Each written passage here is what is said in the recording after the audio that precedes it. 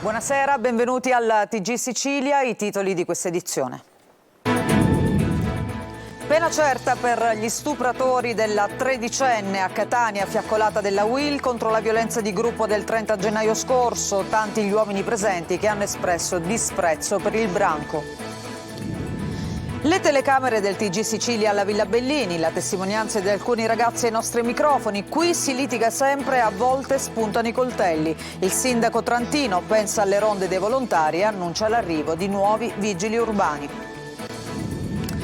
Mi avete preso per un mio errore. I nuovi retroscena sulla cattura di Messina Denaro emergono dall'interrogatorio del boss reso 2 mesi prima di morire. Un rimpasso per ritrovare unità nel centrodestra. Dopo il doppio KO della maggioranza all'Ars, Schifani avvia consultazioni riservate con gli alleati. La Sicilia in zona rossa per la crisi idrica. Il governo regionale dichiara lo stato di calamità per siccità severa. Intanto nell'isola i trattori invadono le strade del centro di Siracusa. Da Palermo al palco dell'Ariston, Teresa Mannino, accanto ad Amadeus nella terza serata del festival, diverte e si diverte e conquista il pubblico di Sanremo. Calcio, vigilia di campionato per il Palermo che domani sfiderà in trasferta la Feral Pisalò. I rosanero puntano alla massima serie.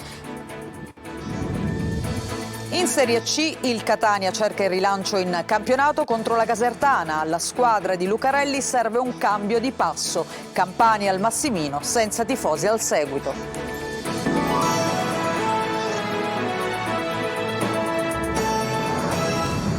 Ancora ben trovati, lo avete sentito dai nostri titoli. Invoca la pena certa per i violentatori della tredicenne a Catania, la UIL con la presidente nazionale dello sportello di ascolto contro mobbing e stalking. Alla via fiaccolata che si è conclusa con uno spettacolo alla Villa Bellini, tanti gli uomini che hanno espresso disprezzo per il branco. Sentiamo Roberta Lunghi.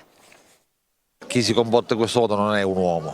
La violenza su una donna, su una bambina, è un atto di vigliaccheria come pochi. Qualcosa deve cambiare. Ci sono tanti uomini alla fiaccolata contro la violenza di genere e dalla parte delle persone indetta dalla UIL di Catania. Tutti potrebbero essere padri, fratelli, amici della tredicenne violentata alla Villa Bellini. Uomini che si vergognano di esserlo se uomini vengono chiamati. I 7 del branco di egiziani per i quali, dallo sportello ascolto su mobbing e stalking nazionale della UIL, si invoca la pena certa. Io mi auguro che questi 7 vengano sottoposti a un giusto processo con delle giuste pene e con la certezza della pena. Durante il processo non vogliamo che venga sottoposta alla vittimizzazione secondaria, non vogliamo che le vengano chieste 1400 domande come è stato fatto una settimana fa a Tempio Pausania nei confronti di una donna che ha denunciato uno stupro.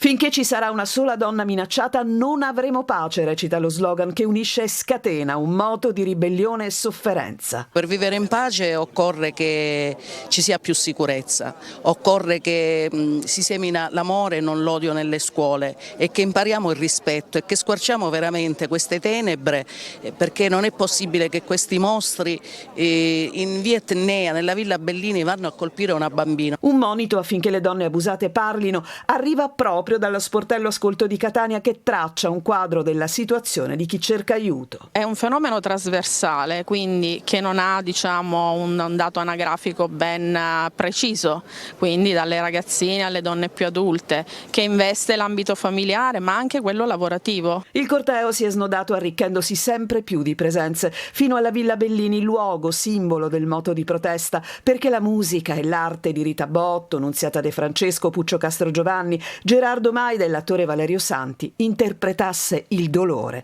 e invocasse il rispetto per il corpo delle donne.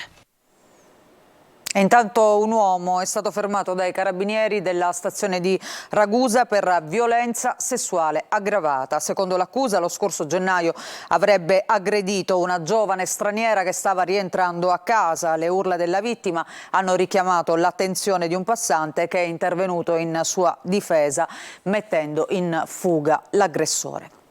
La violenza sessuale a Villa Bellini è soltanto la punta di un iceberg. Nel giardino caro ai catanesi si litiga e spesso spuntano anche i coltelli. Tra i ragazzini però è ancora forte il ricordo dello stupro subito da una loro coetanea. Tonino De Mano. Non è un luogo sicuro, si litiga e a volte spuntano anche i coltelli. A Villa Bellini succede di tutto e lo stupro della tredicenne ad opera del branco, in questo caso un gruppetto di egiziani, è solo la punta dell'iceberg di una città che si interroga sulla sicurezza cercando di trovare qualche soluzione al problema. Per molti la soluzione drastica e dolorosa è però non venire più a Villa Bellini o comunque sconsigliarla alle persone care. Chi vive la villa e non ha paura è questo gruppetto di ragazzini. Sono minorenni, parlano di tutto e commentano anche lo stupro della loro coetanea avvenuto nei bagni proprio di fronte alla panchina dove ci troviamo. A me dispiace comunque perché quel ragazzo non ha potuto fare niente. Se mi fossi trovato nei suoi panni comunque avrei provato a fare qualcosa, però secondo me non ha potuto fare niente perché se voleva... Se tu avessi assistito ad una scena del genere, cosa avresti fatto nell'immediato? Ci avessi dato coppa. Se tu fossi stato presente o comunque avessi notato qualcosa, cosa avresti fatto? Ci sarei andato, ma anche su Scavocoppa, però facevo qualcosa, va. Ti è capitato a Villa Bellini di assistere ad episodi di violenza? Sì, eravamo con i miei compagni e gli altri avevano sempre cutetti, cose. Ci sono ormai bambini che si acchiappano sempre, cercano discussioni e vengono sempre eventi contro uno, così. Avresti chiamato le forze dell'ordine? Non lo so onestamente. Non hai fiducia nelle forze dell'ordine? No. Ma perché non ci sono o perché per altro? No, perché non ci sono. Perché nel momento del bisogno non vengono. Villa Bellini è anche un dormitorio a cielo aperto e al coperto. Il casotto che vedete, un tempo utilizzato per conservare attrezzi dei giardinieri, oggi è un rifugio di fortuna per senza tetto. Dopo lo stupro del 30 gennaio i controlli sono stati potenziati o quantomeno si nota una maggiore presenza delle forze dell'ordine.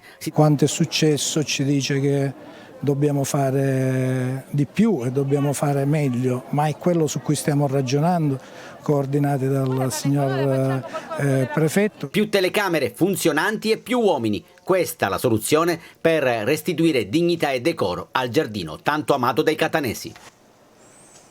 Il sindaco di Catania, Enrico Trantino, ospite di Sicilia 24 Focus, parla proprio della sicurezza alla Villa Bellini e propone ronde di volontari, ma anche più eventi e spettacoli. Sentiamo. Presenza sul territorio. Se riuscissimo a organizzare una presenza costante di 4-5 persone, magari caratterizzati da un giubbino, da un qualcosa, che quindi dia a chi passeggia alla villa questa percezione di presidio, di sicurezza, io credo che potremmo certamente dare una risposta esauriente, perché sono certo che tantissimi catanesi metterebbero parte del loro tempo a disposizione, anche una sola ora ogni 2-3 giorni, per farsi una bella passeggiata in un ambiente sano. Ci dovrebbero essere a breve delle notizie di natura normativa che riguardano Catania e che potranno far avvertire la presenza dello Stato in termini di sicurezza. Parliamo di soldati quindi? Non di soldati, anche soldati qualcosa che a noi interessa di più, di vigili urbani. 46 sono quelli che stiamo stabilizzando dopo che verrà data l'ultima proroga a quelli assunti 3 anni fa. 100 sono quelli che vogliamo assumere con risorse nostre, circa una trentina dovremmo poterli acquisire con il nuovo decreto sicurezza che è stato pubblicato un mese fa circa. E in più spero che ci sia questo sforzo importante per un contingente più cospicuo che ci permetta di, non dico di arrivare a pieno organico, però. Nuovi retroscena sulla cattura di Messina Denaro. Depositato l'interrogatorio del boss, reso 2 mesi prima di morire. Lui aveva detto: mi avete preso per un mio errore. Laura Spanò. L'ipotesi che qualcuno lo avesse tradito è stata una delle prime cose che Messina Denaro ha chiarito con i magistrati di Palermo nel corso dell'ultimo interrogatorio nel carcere dell'Aquila. Quel 7 luglio scorso il boss di Castelvetrano sapeva che stava per morire. Ai magistrati che lo invitavano a contribuire a ricostruire dei pezzetti di verità, il boss spiegò come aveva capito che non c'era stato nessun traditore, spiegando come era arrivato a questa conclusione. Ho letto le carte, non lo sapeva nessuno di questo male, a parte io, Andrea Bonafede, quello senza senza capelli e solo se era pazzo si poteva mettere a dirlo perché capiva che poteva essere arrestato. Gliel'ho detto a mia sorella, ma il sospetto che Rosalia lo avesse tradito non lo ha mai sfiorato. Mia sorella è lo stesso che essere io. Il punto è che io mi sono seduto in macchina e ho capito subito che per me era finita, perché già per essere voi alla Maddalena avevate tutto di me, fotografie, nome, dove andavo prima. Messina Denaro ai magistrati che gli chiedono da dove vengono i soldi trovati a casa della sorella Rosalia poi arrestata risponde: mi servivano per mantenermi, il denaro di mia madre, perché erano soldi di famiglia, se mia madre poteva mi aiutava. E con i magistrati si lamenta delle indagini a carico dei suoi familiari. Io ho una famiglia rovinata, posso avere colpe personali, impiccatemi, datemi tutti gli ergastoli che volete, ma la mia famiglia sta pagando da una vita questo tipo di rapporto con me, perché mi viene sorella o mi viene fratello. Mi avete distrutto una famiglia rasa al suolo, perché mia mamma, che è latitante o mafiosa? I verbali sono stati rivelati stamani nel corso dell'udienza preliminare a carico della maestra Laura Bonafede, la sua ultima amante storica. Messina Denaro ha poi confermato sempre ai magistrati di essere un mafioso e come tutti gli volevano bene. Un mafioso anomalo che non si è inimicato nessuno nel territorio perché rappresentava una sorta di garanzia, raccontato poi di come viveva da uomo libero a Campobello ma anche a Palermo. Poi le insinuazioni sulle stragi di Capace e Via D'Amelio, anche lì il boss insinua verità ancora da scoprire sulla strage di Capace e con fare accusatorio allude poi al depistaggio delle indagini sull'attentato costato la vita al giudice Paolo Borsellino.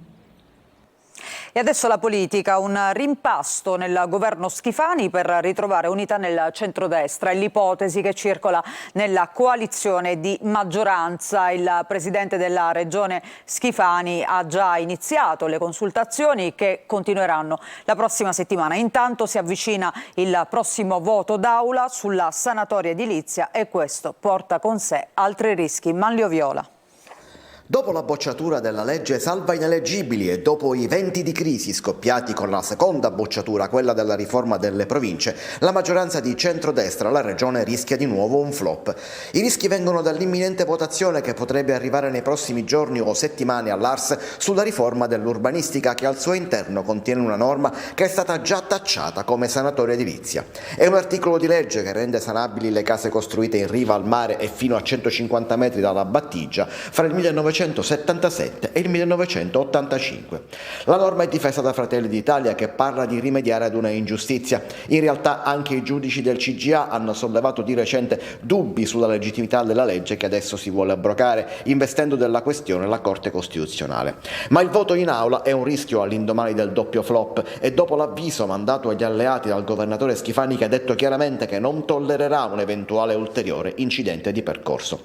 La strada per rinsaldare la maggioranza potrebbe adesso passare da un rimpasto di governo da fare ora oppure dopo le elezioni europee di giugno. Schifani ha incontrato ieri il presidente dell'Ars Galvagno e subito dopo il segretario della DC Totò Cuffaro. Lunedì inizierà un giro di consultazione con i partiti, mentre nel fine settimana gli stessi partiti si confronteranno al loro interno. La situazione è complessa, ma tutto potrebbe cambiare nel breve volgere di qualche giorno.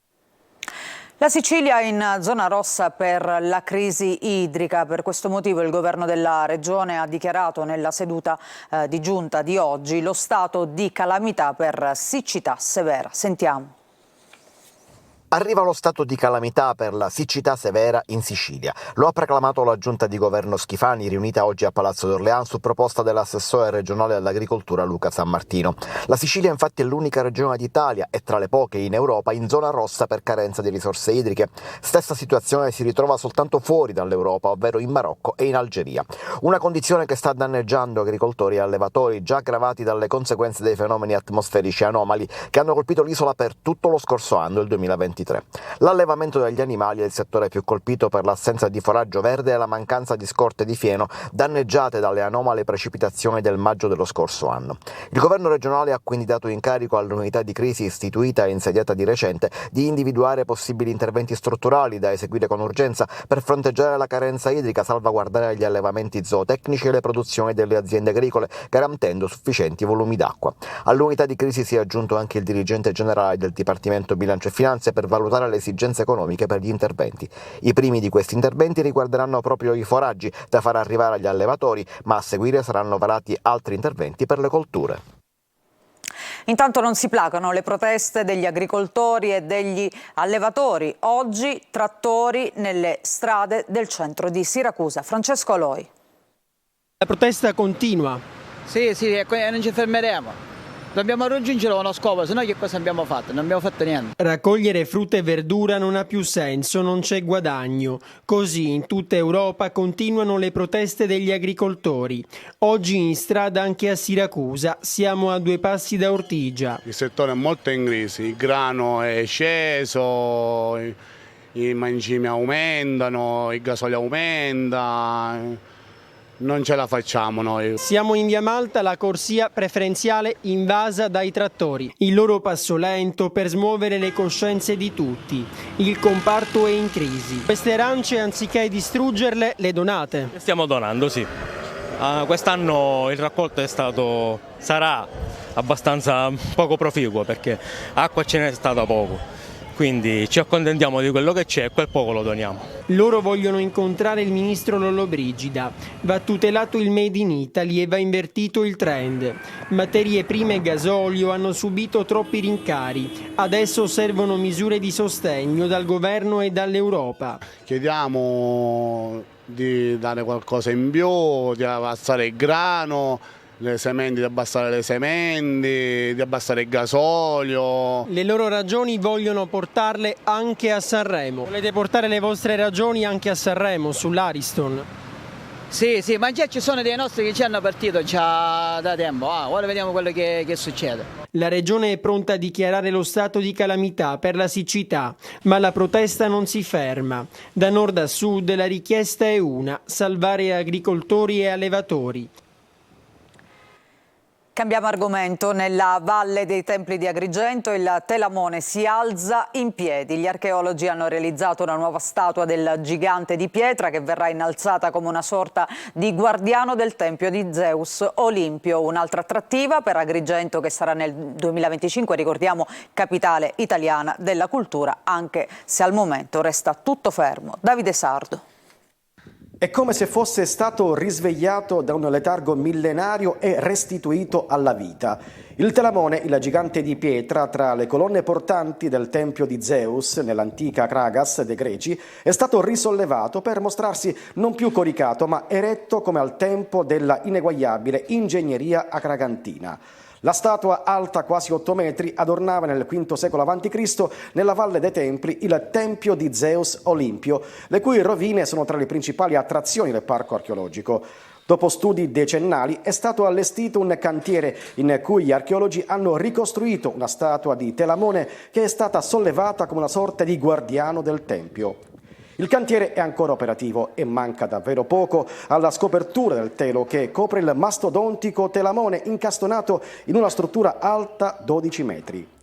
Il gigante di pietra è stato ricostruito combinando blocchi originali conservati da oltre un secolo nell'area del tempio. Un vero colpo d'occhio che sarà visibile e potrà essere ammirato da più zone. Un altro gioiello per il Parco Patrimonio UNESCO, un'altra attrattiva per Agrigento che si appresta ad assurgere a capitale italiana della cultura. La ricostruzione del nuovo Telamone non rientra nei progetti in cantiere per Agrigento 2025, ma sarà pur sempre una preziosa occasione attrattiva per i turisti. La macchina organizzativa del progetto Capitale Cultura tarda ad essere avviata, nonostante l'ottimismo manifestato dagli amministratori locali. Anche alla BIT di Milano il sindaco di Agrigento Miccichè non ha esitato a profetizzare un successo per Agrigento Capitale della Cultura. Tuttavia sono trascorsi quasi 11 mesi dalla proclamazione e ancora tutto è al palo, compresa l'essenziale fondazione, ovvero il cuore pulsante di tutte le iniziative e i progetti da approntare. Sono 82 i migranti sbarcati a Lampedusa dopo che il barcone di legno di 10 metri sul quale viaggiavano è stato agganciato nelle acque antistanti all'isola dalle motovedette della Guardia di Finanza. Tutti sono stati portati all'hotspot di Contrada in Briacola, dove al momento sono presenti 351 persone. E adesso cambiamo decisamente argomento, passiamo allo spettacolo. La comicità del Festival di Sanremo quest'anno possiamo dire che tutta siciliana. Dopo le incursioni di Fiorello, che vedremo sul palco dell'Ariston l'ultima sera, ieri è toccato alla palermitana Teresa Mannino far sorridere il pubblico, ma anche riflettere. Un artista che arriva dalla gavetta vera e dagli studi di filosofia. Sentiamo Eva Spampinato. Teresa Mannino si affaccia sul palco di Sanremo e incomincia il suo show dalle scale. Non le serviva il palco dell'Ariston per dimostrare sin da subito che per brillare non occorrono lustrini e tacchi, ma delle piume che trasmettono leggerezza e non superficialità e una personalità enorme che ha rubato la scena a tutti. La comicità del Festival della canzone italiana quest'anno è tutta siciliana e dopo le incursioni di Fiorello, che vedremo sul palco dell'Ariston l'ultima sera, ieri è toccato all'artista palermitana far sorridere il pubblico, ma anche riflettere. E la Mannino lo fa con una spontaneità disarmante, una naturalezza incredibile e mai forzata. Lei, che arriva dalla gavetta vera, fatta di studio e palcoscenici poco conosciuti, di scrittura e di prove. Definirla comica è riduttivo, perché la Mannino, che ha conosciuto il grande successo grazie al programma TV Zelig, è laureata in filosofia e inserisce spesso citazioni filosofiche nei suoi spettacoli da tutto esaurito, come ieri sera sul palco dell'Ariston, quando cita Protagora e parla del rapporto dell'uomo con il mondo che lo circonda. Gli uomini che preferiscono il potere sugli altri uomini, sulla natura, sulle donne, mentre lei, Teresa, la diva della porta accanto, preferisce il potere di far ridere, di cantare senza paura di stonare, che ha tutta un'altra energia. Ci fermiamo per qualche minuto di pubblicità, tra poco apriamo la nostra pagina sportiva con il Palermo che vuole raggiungere la massima serie e il Catania invece in Serie C che cerca risultati. A tra poco.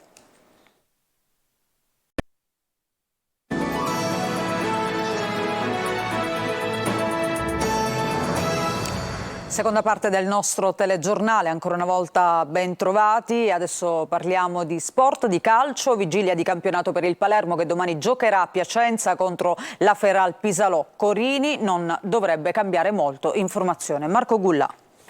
Proseguire sulla scia tracciata. Il Palermo vuole sgasare e inizia la corsa verso la promozione diretta. Domani a Piacenza contro la Feral Pisalò la sfida è insidiosa, ma comunque alla portata della compagine rosanero. Eugenio Corini cerca continuità. Il tecnico dovrebbe confermare quasi in toto la formazione che ha vinto e convinto contro il Bari. Pochi dubbi quindi, se non in attacco, dove il nuovo acquisto Traoré scalpita, ma anche Di Mariano è apparso in netto miglioramento. La partita che andremo a affrontare sabato a Piacenza contro la Feralpi è di una fondamentale importanza, perché può definire un percorso, può definire un'identità, può definire tantissime cose e noi abbiamo piena consapevolezza dell'importanza della gara e ci sentiamo in un momento simile a quello dopo la sosta, quando siamo andati a Cittadella, che era un momento, una trasferta importante contro una diretta concorrente come il Cittadella, per fare una buona prestazione e portare a casa un risultato. Purtroppo lì non ci siamo riusciti, abbiamo dovuto ricominciare da capo.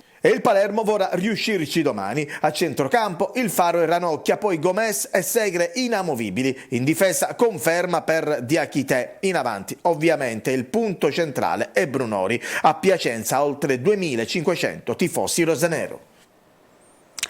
Domenica invece la sfida alla Casertana per il Catania dovrà essere quella del cambio di marcia. I campani arrivano da un periodo no. Lucarelli deve fare i conti con alcuni dubbi di formazione. Sentiamo Francesco Triolo. Per gli alibi non c'è più tempo e spazio, adesso il Catania è chiamato a dare risposte sul campo. La sconfitta di Picerno ha acuito il periodo negativo dei rossazzurri che contro la Casertana devono dare inizio alla rimonta. I campani arriveranno al Massimino nella fase discendente del loro campionato, che ad un certo punto l'aveva visto anche a ridosso della capolista Juve Stabia, ma adesso sta pagando dazio con 4 partite senza vittorie. Lucarelli può contare sul rientro dopo la squalifica di Averi e tornano disponibili anche Celli e Cianci, che hanno superato i problemi fisici per i quali hanno dovuto saltare la trasferta di Picerno. Da valutare le condizioni invece di Di Carmine, ma la botta rimediata dovrebbe essere stata assorbita nel corso dei giorni. Il tecnico sembra orientato a schierare il 4-2-3-1, anche perché la disponibilità degli esterni offensivi potrebbero dare continuità di spinta nel corso della partita. E poi c'è Sturaro, il centrocampista che non gioca una gara ufficiale dal 9 dicembre in Turchia, sta completando il suo piano di rientro atletico e potrebbe già essere impiegato per una parte importante di gara. Anche perché proprio a centrocampo ci sono i problemi maggiori per Lucarelli, che deve fare i conti con l'assenza di Zammarini. La scelta obbligata sembra quella di affidarsi al tandem composto da Quaini e Welbeck, ma con l'ipotesi anche di abbassare Tejo oppure impiegare Contec, che nasce proprio come centrocampista. Insomma, saranno 2 giorni fondamentali per le decisioni in chiave formazione. È ufficiale, al Massimino domenica non saranno presenti i tifosi della Casertana. Il divieto di trasferta per i tifosi campani è stato adottato dal prefetto di Catania, da qui il divieto di vendita dei biglietti ai residenti nella provincia di Caserta. E questa era l'ultima notizia di oggi, di questa edizione del TG Sicilia. Grazie per averci seguito, una buona serata a tutti voi.